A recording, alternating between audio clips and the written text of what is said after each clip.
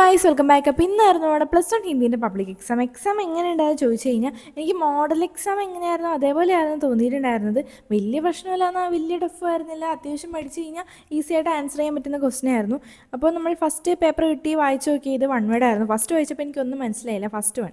പിന്നെ ഞാനത് പിന്നെ വായിക്കാമെന്ന് വെച്ച് ഞാൻ പിന്നെ ഉള്ളിലോട്ട് പോയി നോക്കിയപ്പോഴാണെങ്കിൽ ഫസ്റ്റ് ഞാൻ പോയി നോക്കിയത് ഏതാണ് ആസ്വാദന ടിപ്പണി വന്നതെന്നാണ്. ആകെ ഞാൻ പഠിച്ചിട്ട് പോയിട്ടുണ്ടായിരുന്നത് മധുരതു ആയിരുന്നു.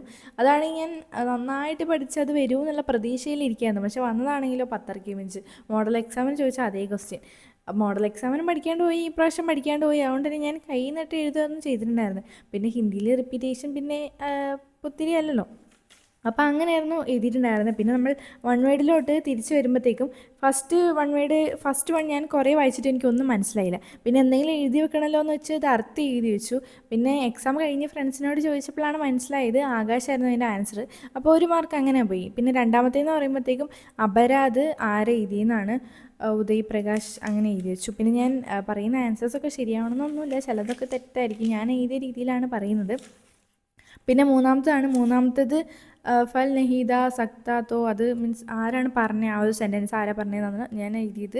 വോട്ട ആത്മീയായിരുന്നു. പിന്നെ നാലാമത്തേത് മദറുതു ഏത് വിധാക്കി രചന, അത് കവിതയാണ്. പിന്നെ അഞ്ചാമത്തേന്ന് പറയുമ്പോഴത്തേക്കും ജല്ലാദ് ദാരോഗ, അത് ബീർബൽ സിംഗ്. പിന്നെ 2 മാർക്കിൻ്റെ ക്വസ്റ്റ്യൻ ആറാമത്തേത് കോൻ ക്യാ, അത് വെച്ചിട്ട് 2 ക്വസ്റ്റ്യൻ ഉണ്ടാക്കാൻ പറഞ്ഞു. അപ്പോൾ ഫസ്റ്റ് ഞാൻ ആദ്മിയും പിന്നെ കവിത മറ്റേ അത് മാറ്റി വെച്ചിട്ട് കോനും ക്യായും ചേർത്തിട്ട് 2 ക്വസ്റ്റ്യൻ പോലെ ഉണ്ടാക്കി വെച്ചു. പിന്നെ ഞാൻ 8ാമത്തെയായിരുന്നു എഴുതിയിട്ടുണ്ടായിരുന്നത്. അത് പിന്നെ നമ്മൾ കൂട്ടി യോജിപ്പിക്കുന്ന ഡിസ്റ്റൻസ് ഇട്ട് ഒരു സെൻറ്റൻസ് പോലെ എഴുതി വെച്ചാൽ മതിയല്ലോ. അത് ഞാൻ ഇബ്രാഹിം അലി ആദർശിക് നേതാഹെ അങ്ങനെ പറഞ്ഞിട്ട് ഇങ്ങനെ എഴുതി മീൻസ് വിട്ടുവിട്ട് എഴുതി വെച്ചു. പിന്നെ എന്തെങ്കിലും തെറ്റുണ്ടല്ലോ എന്ന് വെച്ചാൽ റിസ്ക് എടുക്കണ്ടല്ലോ എന്ന് വെച്ച് ഞാൻ 7ാമത്തെയും കൂടെ എഴുതി വെച്ചു. അത് എന്താണ്, ബാങ്കിലെ ക്ലർക്ക് എന്തുകൊണ്ടാണ് പ്രസന്നത, അത് സന്തോഷമായത്. അപ്പോൾ ഞാൻ ഹാൻഡ് റൈറ്റിംഗ് നല്ലതാണെന്ന് പറഞ്ഞുകൊണ്ട് അങ്ങനെ എഴുതി, ഹിന്ദിയിൽ തട്ടിക്കൂട്ടിയൊക്കെ എഴുതി വെച്ചു. പിന്നെ നമ്മുടെ ആസ്വാദന ടിപ്പണിയാണ്. അതിൽ 9ാമത്തെയും 10ാമത്തെയും ഞാൻ ആ ഒരു സെൻറ്റൻസിൽ നിന്ന് എഴുതി കുറച്ച് ലൈൻസൊക്കെ എഴുതി. പിന്നെ എൻ്റെയും കുറച്ച് ഇതൊക്കെ എഴുതി വെച്ചിട്ടുണ്ടായിരുന്നത്. ഞാനും കുറച്ച് എഴുതി മീൻസ് എൻ്റേതായ രീതിയിലും കുറച്ച് പിന്നെ അതിൽ നിന്ന് എഴുതി അങ്ങനെ എഴുതി വെച്ചു. പിന്നെ 11ാമത്തേത് എനിക്ക് മോഡലൊക്കെ അത്യാവശ്യം മീൻസ് അതിൻ്റെ ഫോർമാറ്റ്, സ്റ്റാർട്ടിങ് എങ്ങനെയാണ് എൻഡിങ് എങ്ങനെയാണ്, പിന്നെ കുറച്ച് ആഡ് ചെയ്തു. ഇപ്പോൾ സുന്ദർ കവിത ഹേ, പിന്നെ പ്രമുഖ കവി ഇതാരെ എഴുതി ചന്ദ്രകാന്ത് ദേവാലയ, അങ്ങനെ പറഞ്ഞിട്ട് എഴുതി വെച്ചു. പിന്നെ ഇത് തന്നെ അങ്ങ് വിശദീകരിച്ച് എൻ്റേതായ ഭാഷയിൽ അങ്ങ് എഴുതി വെച്ചു ഗൈസ്. എന്തായാലും 6 മാർക്ക് കിട്ടുമോയെന്ന് എനിക്കറിയില്ല. നമ്മൾ മോഡൽ എക്സാമിന് ഇതേപോലെ എഴുതിയിട്ട് 6 മാർക്ക് കിട്ടി. പക്ഷേ ടീച്ചർ വേറെ ആയതുകൊണ്ട് തന്നെ എനിക്കറിയത്തില്ല, ഓരോ ടീച്ചേഴ്സും വ്യത്യസ്ത രീതിയിലായിരിക്കുമല്ലോ നോക്കുക. അപ്പോൾ അങ്ങനെ ആണ്. പിന്നെ 12ാമത്തേത് ദോഹയെന്നൊരു 2 ലൈൻ ചോദിച്ചിട്ടുണ്ടായിരുന്നു. അതിൽ ഞാൻ അത് ഫുള്ള് എനിക്ക് എഴുതാൻ പറ്റിയില്ല, മര്യാദയ്ക്ക് എഴുതാൻ പറ്റിയില്ല. അവസാനം ഞാൻ തിരക്കൂട്ടി എഴുതുമായിരുന്നു ചെയ്തിട്ടുണ്ടായിരുന്നു. അപ്പോൾ ഞാൻ ചെയ്തത് കവിനെ കുറച്ച് മീൻസ് ഇതാണ് ഈ കവിയാണ് എഴുതിയത്, പിന്നെ ഇതിൻ്റെ തത്വം എഴുതി വെച്ചു. പിന്നെ ഈ ഒരു ലൈനും കുറച്ച് എൻ്റെ മീൻസ് കുറച്ച് വിശദീകരിച്ച് എഴുതി. അത് കറക്റ്റ് മീൻസ് കുറേയൊന്നുമില്ല, കുറച്ച് എഴുതി വെച്ചു. പിന്നെ നമ്മുടെ 13ാമത്തേതാണ്. അത് പിന്നെ 2 വാക്ക് ആഡ് ചെയ്ത് എഴുതാൻ വേണ്ടിയിട്ടാണ്. പിലെ പ്രസന്നതാക്കി, അത് മറ്റേ ശ്രീ കെ കഴിഞ്ഞിട്ട് പിലെ, പിന്നെ പർ കഴിഞ്ഞിട്ട് മറ്റേതും കൂടെ ആഡ് ചെയ്ത് ഞാൻ എഴുതി. അത് കറക്റ്റ് ആണോയെന്ന് അറിയില്ല. പിന്നെ 14ാമത്തേത് മീൻസ് മറ്റേ ക്യാരക്ടർ സ്കെച്ച് മീൻസ് ചരിത്രപര ടിപ്പണിയായിരുന്നു. എല്ലാവരും പ്രതീക്ഷിച്ചിട്ടുണ്ടായിരുന്നു, മീൻസ് കൂടുതലും പ്രതീക്ഷിച്ചിട്ടുണ്ടായിരുന്നത് ഇബ്രാഹിം അലീൻ്റെയും ബിർബൽ സിംഗിൻ്റെ ആയിരുന്നു. പക്ഷെ ഞാൻ അത് നോക്കാത്തത് കൊണ്ട് തന്നെ എന്തായാലും ക്യാരക്ടർ സ്കെച്ച് ഒന്ന് സ്കിപ്പ് ചെയ്യാൻ വേണ്ടി ഇരിക്കുന്നതുകൊണ്ട് തന്നെ അത് സ്കിപ്പ് ചെയ്തു. പിന്നെ പഠിച്ചവർക്കാണെങ്കിൽ ഇത് അത്യാവശ്യം നോക്കിയവർക്ക് എഴുതാൻ പറ്റിയിട്ടുണ്ടാവുമായിരിക്കും. അപ്പോൾ അത് ഞാൻ സ്കിപ്പ് ചെയ്തു. 14ാമത്തെ സ്കിപ്പ് ചെയ്തിട്ട് 15ാമത്തേത് ചെയ്ത് നമ്മുടെ ഈ പ്രൊഫൈലായിരുന്നു. അത് പിന്നെ ഞാൻ സൈലത്തിൽ നല്ല ലൈവ് കണ്ടവർക്കറിയാം ഇതേപോലത്തെ ഏകദേശം ചോദ്യങ്ങൾ മീൻസ് പ്ലാറ്റ്ഫോമിൽ ഇതേപോലത്തെ ഏകദേശം ചോദ്യങ്ങൾ ചെയ്യിപ്പിച്ചിട്ടുണ്ടായിരുന്നു. അതുകൊണ്ട് തന്നെ അതേപോലെ ഞാൻ എഴുതി വെച്ചു. പിന്നെ നമ്മുടെ 16ാമത്തേത് മാച്ച് ദ ഫോളോയിങ് ആണ്. അത് ഏകദേശം കുഴപ്പമുണ്ടായിരുന്നില്ല, അത്യാവശ്യം ഈസി ആയിരുന്നു. എനിക്ക് മോഡൽ എക്സാമിന് മാർക്ക് പോയത് മാച്ച് ദ ഫോളോയിങ്ങിനായിരുന്നു. ഇത് അത്യാവശ്യം ഈസി ആയിട്ട് വന്നതുകൊണ്ട് തന്നെ ഞാൻ ചെയ്തിട്ടുണ്ട്. ഇത് കറക്റ്റാണോ എന്ന് എനിക്ക് അറിയില്ല, കറക്റ്റാണെന്ന് വിചാരിക്കുന്നു. അപ്പോൾ അങ്ങനെ ഇതു. പിന്നെ ദുഃഖി എന്നല്ലേ 2 പാരഗ്രാഫ് വന്നിട്ട് ഏകദേശം മോഡൽ എക്സാമിന് ഇതേപോലെയല്ലേ ചോദിച്ചിട്ടുണ്ടായിരുന്നത്. അപ്പോൾ അങ്ങനെ 17ാമത്തെ ഞാൻ അതിൻ്റെ ഉള്ളിൽ നിന്നൊരു ലൈൻ എടുത്ത് എഴുതുകയായിരുന്നു ചെയ്തിട്ടുണ്ടായിരുന്നത്. പിന്നെ 18ാമത്തേത് സംക്ഷേപണം എഴുതാനായിരുന്നു. അതെനിക്ക് അത്ര കുറച്ച് ബുദ്ധിമുട്ടായി തോന്നിയിട്ടുണ്ടായിരുന്നു. എന്നാലും ഞാൻ കുറച്ച് ഇതാക്കി എഴുതി. കുറച്ച് ലെങ്ത്ത് കൂടിപ്പോയി. കറക്റ്റ് 6 മാർക്ക് കിട്ടുമോയെന്ന് എനിക്കറിയില്ല. എന്നാലും ഞാൻ എഴുതിയിട്ടുണ്ട്. അപ്പോൾ 19-ാമത്തേന്ന് പറയുമ്പോഴത്തേക്കും നമ്മുടെ ഈ കോൺവെർസേഷനാണ്. അത് മറ്റേ റിക്ഷാവാല പിന്നെ മിത്രം. അത് ഞാൻ ചെറിയ ചെറിയ മീൻസ് സെൻറ്റൻസ് ആയിട്ട് എഴുതുക. കോൺവെർസേഷൻ പോലെ എഴുതുക. ക്യാ, ഇതാണ്, അതാണ്, അങ്ങനെയാണ് എന്നിട്ട് ചെറിയ ചെറിയ ഇതുകൊണ്ട് തന്നെ ഒരു 9-10 എക്സ്ചേഞ്ചൊക്കെ ഞാൻ എഴുതിയാലാണ് മീൻസ് അങ്ങനെ എഴുതി വെച്ചാലാണ് കുറച്ചെങ്കിലും മാർക്ക് കിട്ടുക. അതുകൊണ്ട് തന്നെ ഞാൻ അത് എങ്ങനെ കുറച്ച് കോൺവെർസേഷൻ പോലെ കുറേ എഴുതി വെച്ചിട്ടുണ്ട്. മാർക്ക് കിട്ടുമെന്ന് വിചാരിക്കുന്നു. പിന്നെ 20-ാമത്തത് നമ്മുടെ പോസ്റ്ററാണ്. അത് നമ്മുടെ ഈ ഗാന്ധി ജയന്തിൻ്റെ ആ ഡേറ്റൊക്കെ തന്നിട്ടുണ്ട്. അപ്പോൾ അത് വെച്ചിട്ട് സ്ഥാൻ താരീഖ് സമയം വെച്ചിട്ട് അങ്ങനെ എഴുതി വെച്ചു. പിന്നെ എന്താ സ്പീച്ചാണോ ഇതിനെക്കുറിച്ച് ചോദിച്ചിട്ടുണ്ടല്ലോ.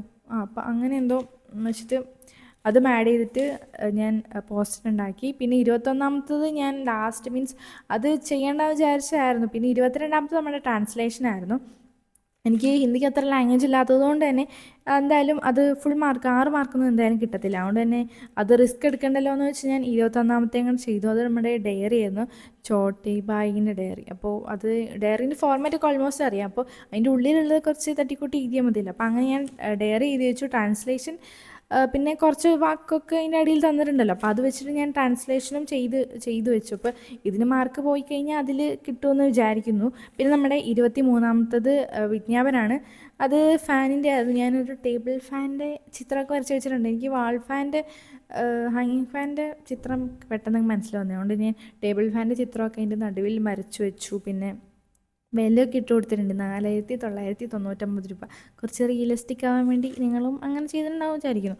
അപ്പോൾ അങ്ങനെ പിന്നെ വേഗം വാങ്ങിച്ചോളൂ. പിന്നെ ഫോൺ, ഇമെയിൽ അങ്ങനെ പറഞ്ഞ് അങ്ങനെ എഴുതി വെച്ചു. പിന്നെ ഇത് ബാക്കിയുള്ള ഇതിലുണ്ടല്ലോ പോയിൻറ്റ്സ്, അതും ആക്കി എഴുതി വെച്ചു. പിന്നെ 24-ാമത്തത് ഫിലിമി സമീക്ഷയാണ്. എനിക്ക് ഫിലിമി സമീക്ഷ അത്ര ഇതാവില്ല. ബിക്കോസ് എനിക്ക് ഹിന്ദിക്ക് അത്ര ലാംഗ്വേജ് ഇല്ലാത്തതുകൊണ്ട് തന്നെ ഉണ്ടാക്കി എഴുതുക എന്നുള്ളത് എന്നെ സംബന്ധിച്ചിടത്തോളം കുറച്ച് ടാസ്ക് പിടിച്ച പരിപാടിയാണ്. പിന്നെ എന്നുള്ള പറയുമ്പോഴത്തേക്കും അത് കാണാണ്ട് പഠിച്ചു പോയി എഴുതുക എന്നുള്ളതാണ്. അത് അത്യാവശ്യം ഫിലിമി സമീക്ഷ 8 മാർക്കൊക്കെ കിട്ടണമെങ്കിൽ കുറേ പഠിച്ചെഴുതണം. അപ്പോൾ എന്തായാലും ഞാൻ വിചാരിച്ചാണ് മീൻസ് മോഡൽ എക്സാമിന് ഞാൻ ചെയ്തതാണ്. ഫിലിമി സമീക്ഷ സ്കിപ്പ് ചെയ്ത് വിട്ടിട്ട് ബാക്കി 3 ക്വസ്റ്റ്യനായിരുന്നു എഴുതിയിട്ടുണ്ടായിരുന്നു. സോ ആ ഫിലിമി സമീക്ഷ ഞാൻ സ്കിപ്പ് ചെയ്ത് വിട്ടു. പിന്നെ 25-ാമത് നമ്മുടെ മീനിങ് ആണ്. അത് പിന്നെ എല്ലാവരും റെഡിയാക്കിയിട്ടുണ്ടാവും. ഞാൻ എഴുതി വെച്ചിട്ടുണ്ട്, എല്ലാം റെഡിയാണെന്ന് വിചാരിക്കുന്നു.